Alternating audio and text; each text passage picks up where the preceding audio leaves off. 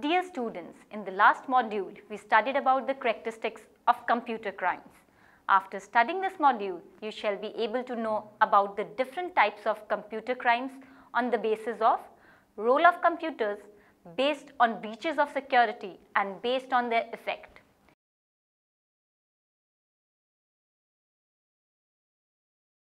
First, we shall start with the introduction. Computer technology is advancing rapidly, and the gap between the computer technology and the computer security is growing wider, providing vast number of opportunities for computer crimes. This problem is compounded by the fact that many of the computer users are unaware about the computer crimes and the criminals take benefit of this fact. It is necessary for computer users to have a good knowledge about the computer crimes and their associated security threats. They must understand meaning of computer crime, their types and ways to recognize and prevent them.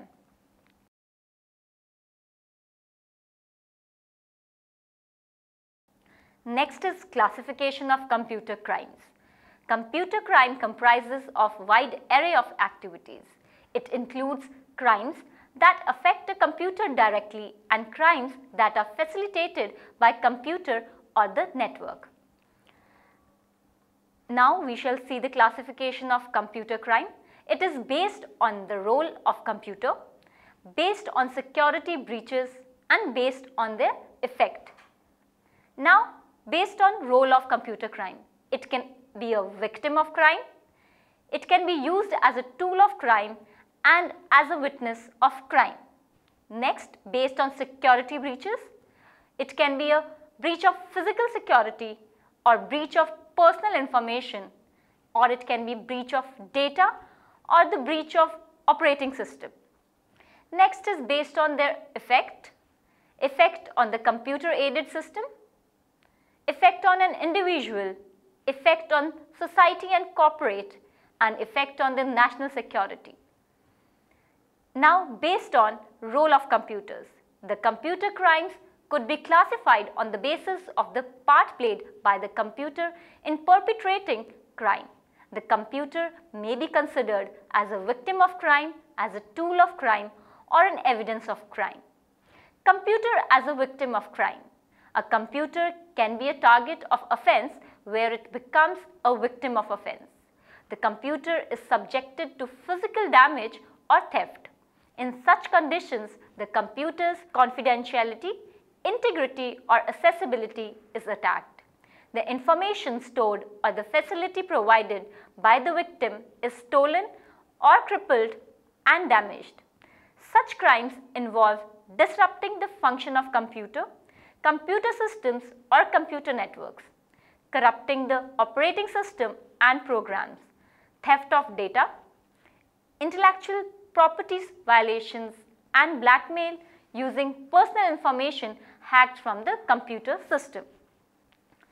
Computer as a tool of crime. Computer can be used as a tool for committing a crime, which includes frauds, IPR violations, online transactions of illegal goods, etc. These are also called as computer assisted crimes. Next is computer as a witness of crime. A computer can also be a witness of a crime.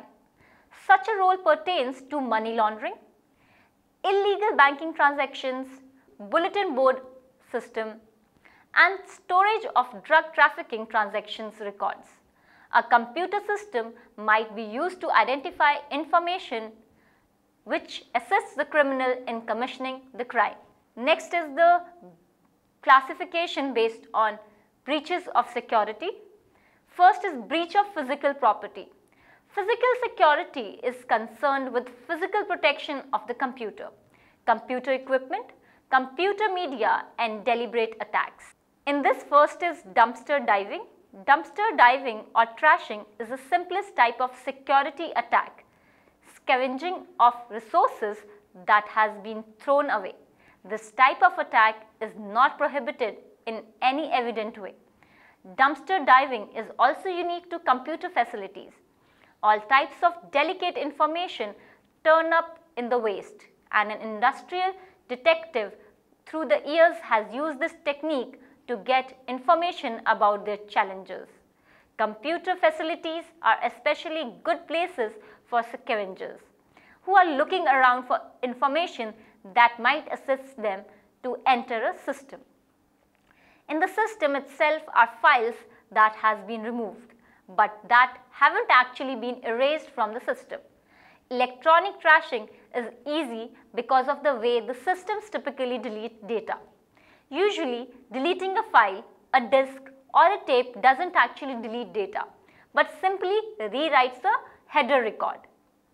Though there are techniques for really deleting files and magnetic media. Most computer operators who work on great systems which does not utilize the time to wipe out disks and tapes when they are finished with them. They may discard old disks and tapes with data still on them. They simply inscribe the new data over the old data already on the tape, because the new data may have different length as the old. There may be sensitive data left for those skilled enough to find it. It is far safer to explicitly inscribe on the storing media and memory contents with arbitrary data to degauss magnetic tape. Next is EVS dropping on emanations. Computer tools, like all other type of electrical equipment from hair dryers to stereos, emits electromagnetic impulses. Whenever we press a computer key, an electric impulse is sent into the immediate area. Foreign intelligence amenities, profit-making enterprises and occasionally even youngsters, crackers may take benefit of these electronic emanations by monitoring, intercepting and decoding them. Next is breach of personal security. Some types of personal security breaches are: first is masquerade. A masquerade attack is an attack that uses a fake identity such as a network identity to achieve illegal access to individual information by authentic access identification.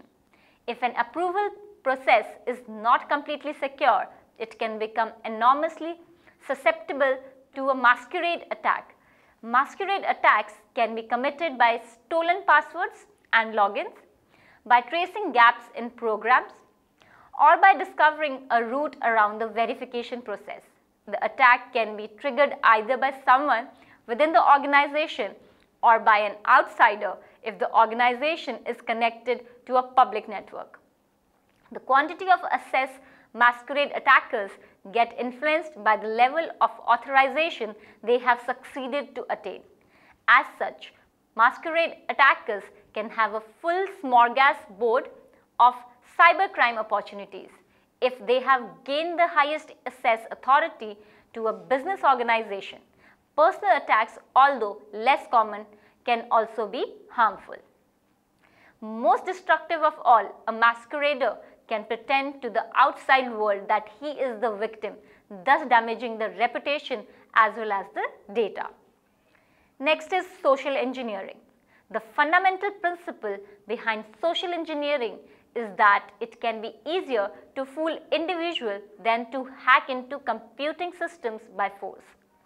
Social engineers have individual information or access to computing systems by misusing people's natural tendency to trust and take benefit of a tendency to act quickly when confronted with a crisis. A social engineer will generally use email, the internet or the telephone to fool individuals into revealing delicate information or get them to do some degree that is against the policy. Next is software piracy. Software piracy is an issue that spans the category boundaries and may be enforced in some organizations and not in others. Pirated computer programs are big businesses. Copying and selling off the shelf application programs in violation of the patents cost software retailers in many millions of dollars. The stealing of proprietary programs is also a major business problem. A company may use millions of dollars to develop a specialized program, only to find that its competitor has the same program and the competitor hasn't had to invest in the development costs. Next is breaches of communications and data security. In this type of breaches, the computer software and the data itself is attacked. First is data attacks. There are various kinds of attacks on the confidentiality, integrity and availability of data. Privacy keeps data secret from those who are not legal to see it. Integrity keeps data safe from alteration by those not official to change it. Accessibility, as we talk, overran, denial or degradation of service above keeps data available for use. The stealing or illegal replication of confidential data is an evident attack that is included in this group. Espionage agents steal national defense information. Industrial spies steal their competitors' artifact information. Crackers steal passwords or other kinds of information for breaking into the systems. Two terms you listen in the context of data attacks are interpretation and leakage. With inference, a user legitimately views a numeral small pieces of data, but by placing those small fragments organized is able to deduce some piece of non-obvious and secret data. With leakage, an operator gets access to a flow of data via an unauthorized access route. Next is unauthorized copying of data. Software piracy, which we discussed in breaches of personal security above, is another attack that spans the categories we have identified in this module. In some sense, piracy is another example of the unauthorized copying of data.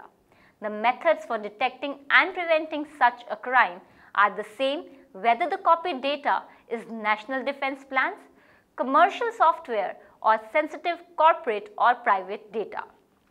Preventing and identifying this kind of attack requires synchronized policies amongst the different classifications of computer security. In relation of personal security, user education is important. In context of operation security, automatic logging and inspecting software can play a part as well. Next is breach of operation security. Breach of operation security includes the following. First is data diddling. Data diddling is the most obvious form of computer crime, which takes place by input manipulations. Data diddling comprises of altering the data with malicious intentions during or before feeding into a PC and provides undue advantage to a specific party. Data diddling comprises adding fraudulent input data, altering the input data, omitting the desired input data, wrongly posting a transaction, making alterations or additions in the master file archives, posting the transactions partially, destroying the output and submitting the counterfeit output. Such types of alterations can be affected by anybody related with the process of generating, recording, encrypting, examining, scrutiny, converting and transporting data that enters a computer. It is the simplest and safest computer related crime, which does not require any sophisticated computer knowledge on the part of the criminal. Next is data leakage. Data leakage pertains to illegal copying of the master file information of the computer for ransom, blackmailing or any other fraudulent purposes. Next category is based on their effect. Crimes affecting computer aided system. First is electronic bulletin boards. The electronic bulletin boards provide information about new products, services and investment opportunities to the internet users. It allows the internet users to communicate and interchange information on a wide variety of topics. They may also carry false and misleading advertisements for products that promise quick solutions to many problems, such as weight loss or easy business success.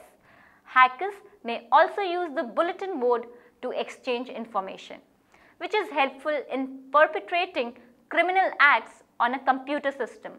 A system level password obtained by the hacker in one city could be provided to a number of like-minded individuals around the world in a moment. Once this information is shared, hundreds of hackers may effort to gain illegal access to the specific computer system. Next is share market manipulation. Internet advertisement may encourage the investors to buy shares of a particular company, which is usually little known. The promoters even advertise that they have inside information about the company. Criminals try to manipulate share markets for their personal profits. In the so-called pump and dump schemes, they typically disseminate false and fraudulent information by posting bogus email messages on hundreds of financial news bulletin boards on the internet. It is an effort to cause dramatic price increase in shares of certain company, then immediately selling off their holdings to realize substantial profits before the stock price falls back to its usual low level. The other buyers who are unaware of the falsity of the information become the victims. Now, crimes that affect the individuals. Identity theft. Identity theft is usually a form of stealing someone's identity in which someone pretends to be someone else by assuming that person's identity, usually as a method to gain access to resources or obtain credit and other benefits in that person's name. The victim of identity theft can suffer adverse consequences if they are held responsible for the perpetrator's actions. Identity theft occurs when someone uses another's personally identifying information like their name, identifying number or credit card number without their permission to commit fraud or other type of crimes. Example, person can pretend to be someone else on social sites and after gathering information of the victim through chatting, misuse that information. Crimes which affect corporate and society. The industrial corporations spy on their adversaries to promote their business interests. Network systems provide new opportunities for this, as hackers are able to retrieve information about product development and marketing strategies, rarely leaving any trace of evidence of the theft behind.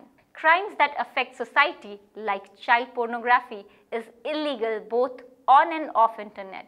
There are many ways of acquiring images of children in various stages of dress and performing a variety of sexual acts. Pornography has now gained notoriety because of its use by individuals attempting to conceal pornographic images inside other legitimate images. Next are the crimes affecting national security. As the internet becomes a favorite tool of international criminals, cybercrime perpetrated by organized crime networks has become a real threat to national and international security. A cyber or computer terrorist is someone who intimidates or coerces a government or organization to advance his or her political or social objectives by launching computer-based attack against computers, network and the information stored on them. Cyber terrorism in general can be defined as an act of terrorism committed through the use of cyberspace or computer resources. Hacking activities directed towards individuals, families, organized by groups within networks, tending to cause fear among people, demonstrate power, collecting information relevant for running people's lives, robberies, blackmailing, hacking of government websites, posting offensive messages to discriminate race, religion, etc.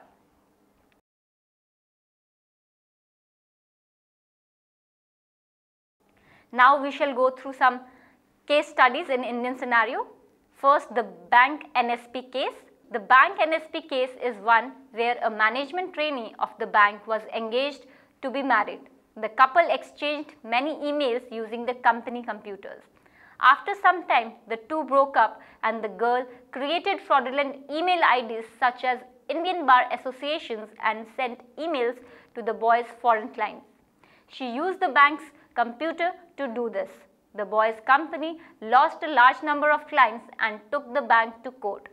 The bank was held liable for the emails sent using the bank's system. Next is Parliament attack case. Bureau of Police Research and Development BPRD at Hyderabad has handled some of the top cyber cases, including analyzing and retrieving information from the laptop recovered from the terrorists who attacked the parliament. The laptop, which was seized from the two terrorists who were gunned down when parliament was under siege on December 13, 2001, was sent to Computer Forensics Divisions of BPRD after computer experts at Delhi failed to trace much out of its contents. The laptop contained several evidences that confirmed of the two terrorists' motives, namely the sticker of the Ministry of Home that they had made on the laptop and pasted on their ambassador car to gain entry into Parliament House, and the fake ID card that one of the two terrorists was carrying with the Government of India emblem and the seal. The emblems of the three lions were carefully scanned and the seal was also craftily made along with the residential address of Jammu and Kashmir. But careful detection proved that it was all forged and made on the laptop. Next case is of Bazi.com. CEO of Bazi.com was arrested in December 2004 because a CD with objectionable material was being sold on the website. The CD was also being sold in the markets in Delhi. The Mumbai City Police and the Delhi Police got into action. The CEO was later released on bail. This opened up the question as to what kind of distinction do we draw between internet service provider and content provider. The burden rests on the accused that he was the service provider and not the content provider. It also raises a lot of issues regarding how the police should handle the cyber crime cases, and a lot of education is required in this scenario.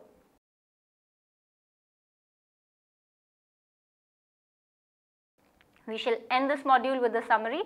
Computer crime is a new type of crime which today has emerged with an alarming rate because of easy availability, at times free access. Computers have become modern tools in the hands of white-collar criminals. It is not possible to eliminate the crime, but it is possible to keep a check on it. The only possible way is to make people aware of the crime, their rights and duties, and making the laws more stringent to check the crimes. Thank you.